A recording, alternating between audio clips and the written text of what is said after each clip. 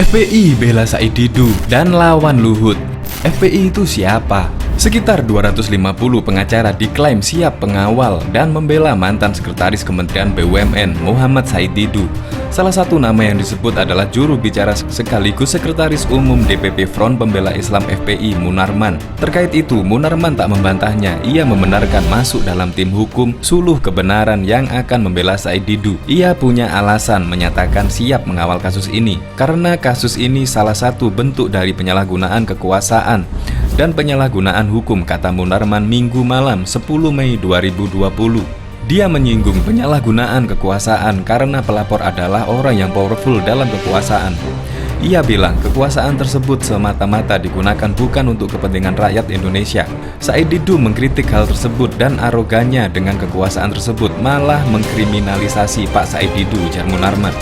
Munarman makin heran dengan gerak cepat aparat hukum yang merespon laporan ini dengan segera memanggil Said. Padahal saat ini tengah pandemi corona yang seharusnya jadi prioritas penanganan pemerintah. Ia pun menyoroti penyalahgunaan hukum dalam perkara ini. Pertama, penggunaan Undang-Undang Informasi dan Transaksi Elektronik UU ITE yang dinilai keliru. Kata dia, seharusnya praktik UU ITE ini untuk melindungi para pemilik akun, pemilik nomor telepon, begitupun aktivitas bisnis yang menggunakan instrumen elektronika seperti e-banking dan semacamnya agar dilindungi dari para penjahat yang meretas serta menyalahgunakan data akun elektronik tersebut. Kenyataannya, undang-undang tersebut telah disalahgunakan untuk membungkam suara kritis rakyat dan klaim oposisi seperti Pak Said Didu, ujarnya. Lalu ia menambahkan persoalan pasal 14 Undang-Undang Nomor 1 Tahun 46 tentang Peraturan Hukum Pidana. Munarman menekankan pasal ini adalah delik material sehingga harus ada akibat yang ditimbulkan. Dalam kasus ini tidak ada tuh keonaran sebagai akibat yang ditimbulkan dari pernyataan Pak Said Didu, sebutnya.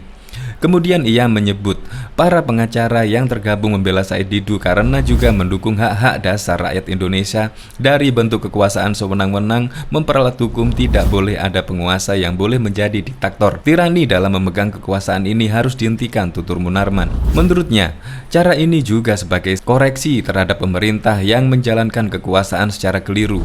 Makanya, sebagai negara yang menganut konstitusionalisme, kekuasaan harus dikoreksi terus-menerus dan dihentikan bila sudah menjadi diktator dan tirani minoritas, ujarnya. Direktorat Tindak Pidana Cyber Bariskim Polri kembali memanggil Said Didu sebagai saksi pada Senin hari ini 11 Mei 2020. Ini merupakan panggilan kedua Said.